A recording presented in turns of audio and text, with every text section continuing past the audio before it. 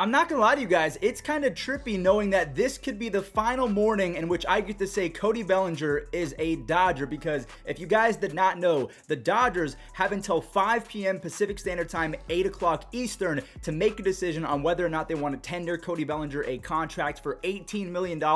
And considering he's been maybe the worst hitter in baseball the last 2 seasons, is it worth it? Now, as you guys saw in the title, yes, we are going to talk about Kyle Lewis, the former 2020 AL Rookie of the Year. The fact that he was traded just a few seasons after, we're going to go ahead and break that down in just a moment. But I have to talk about Paul Goldschmidt, the future Hall of Famer. He got 22 out of 30 first place votes. We can see that Manny Machado and Nolan Arenado, they got the other first place votes. But then you can see guys like Pete Alonso, they got a second place vote, which I don't understand that at all. Pete Alonso, he was great, but he was not more valuable than Mookie Betts, Freddie Freeman, any of these guys. So I wonder what goes into the thought process of people picking Pete Alonso as your second. Anyways, moving on over to the AL MVP. Judge got 28 out of 30 votes. Now, if you guys missed the MLB Network award show, by the way, they need to really cut that show down. They drag it on way too long. And the commercials I was seeing, I thought I was waking up at 3 a.m. after George Lopez came on Nickelodeon and all those commercials. Anyways, but one thing I thought was funny is they made Shohei Ohtani sound like Jesus Christ himself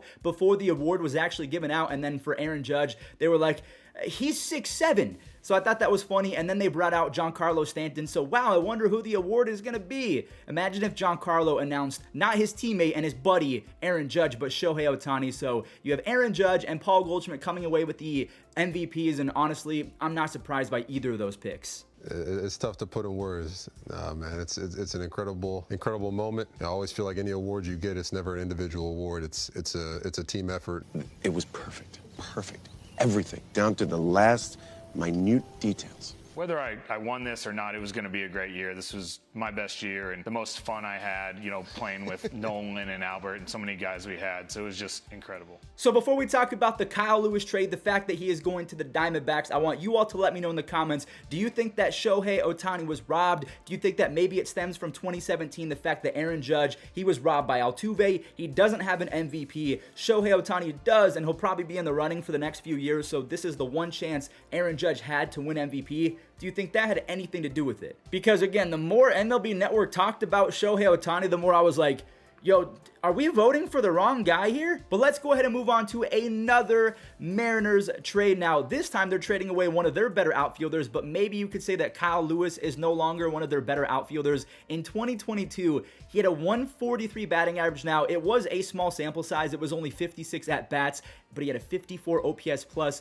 So Kyle Lewis is going to the Diamondbacks in exchange for an outfielder, catcher, Cooper Hummel. So as you guys can see, Cooper Hummel had a 66 OPS plus and 176 at-bats. He's never been a former Rookie of the Year, so I don't quite understand this trade. And another reason why I don't understand it is because if we look at the Diamondbacks roster, they have Corbin Carroll, who was a rookie. They have Alec Thomas, a rookie. They have Dalton Varsho, who essentially just had one of the better seasons for any right fielder. Is he going to be their full-time catcher, and Kyle Lewis is going to be their right fielder? But then you can't really do that because Carson Kelly exists. I don't know.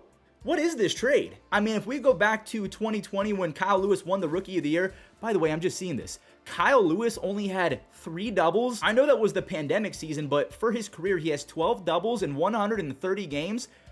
That's not good. But between 2019 and 2020, he had 17 home runs, a 347 on base percentage, and a near 130 OPS plus. Those are really good numbers. So why are the Mariners trading him for a guy that probably won't play too much in 2023, unless I'm missing something? So if you're unfamiliar with Baseball Savant, all of these red circles means that that player is good at that specific thing. So outs above average, that is a defense stat. So when he won Rookie of the Year, he was top 24% in sprint speed. He was top 9% in defense, and he could hit the ball pretty hard. Just 2 years ago, he was in the 76th percentile for sprint speed, and then if you fast forward to 2022, what happened? So maybe you just don't keep up with Kyle Lewis or the Mariners. The reason why his sprint speed completely fell off a cliff is because he's had a few knee injuries. And when you have an injury to the knee, I'll tell you this right now, as a super fanboy of Grady Sizemore, not only did he have back injuries, but the second he slid into second base and his knee went, Grady Sizemore was never the same. So I'm not trying to say that Kyle Lewis is the next great and talented player to succumb to injury, but I'm saying it's not out of the possibility that Kyle Lewis,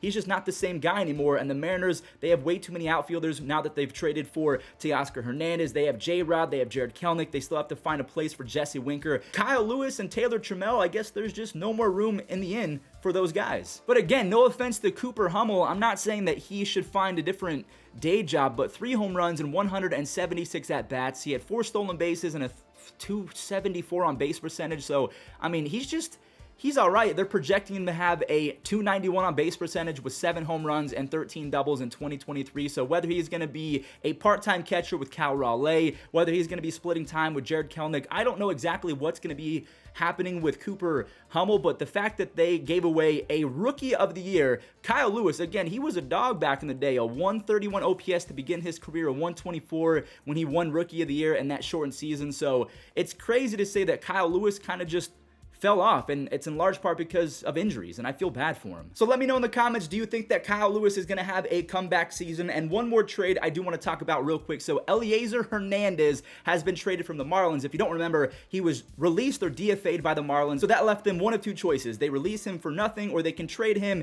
and it looks like the Mets have picked him up because they're going to try and use Eliezer to replace Trevor Williams. So if we take a look at Eliezer Hernandez, he was basically batting practice in 2022, a 6.35 ERA and a 6.4 FIP, which means he was not good at anything. But just a few seasons ago in 2020, maybe it's the pandemic season that everyone had a few good games and we thought that they were going to be better, because he had a 3.16 ERA and an almost 12 strikeouts per 9. Maybe he was a sticky merchant. If you don't know what that means, maybe he was subject to falling off a cliff because he can no longer use that sticky substance after it was banned. That could be the case. I'm just throwing out ideas and assuming. I'm not saying that he actually did that, but they traded him for a guy named Jeff Brigham, who is an actual big league player. A season ago in 16 games, 24 innings, he had a 3.38 ERA and an almost 11 strikeouts per 9. So he's pretty good out the pen. So the Marlins, they're getting a bullpen piece, and then they're also getting a minor league pitcher, Franklin Sanchez. If we take a look, last year he wasn't too bad, a 3.79 ERA between low A and high A ball. When he got called up to high A, his ERA actually got better, although his strikeouts per 9 went from 11.1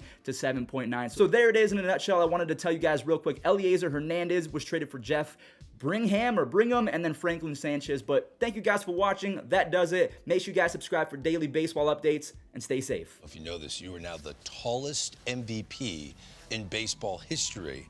Sorry for beating you out in the tallest MVP now, but I hope you don't mind.